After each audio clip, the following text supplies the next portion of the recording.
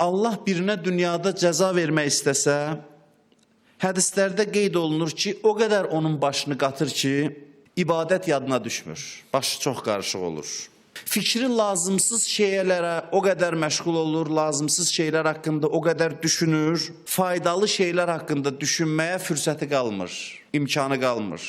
Deyirsən, məsələn, cümələrə gəl, məsələn, misal üçün deyirəm, məscidə cümə günləri, cümə namazına gəl, yaxud qeyri vaxtlarda gəl, dərhal cavab verir ki, mən özüm də çox istəyirəm, amma neyiniyim ki, vaxtım yoxdur, başım qarışıqdır.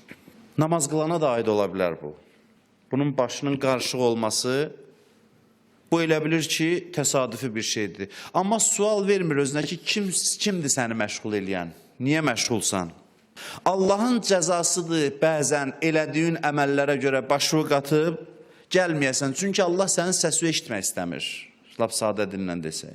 Cəzanın mənası bu deyil ki, göydən Allah daş yağdırsın. Allah bir qədər şəffaf yox, gizli cəzalar verir insana.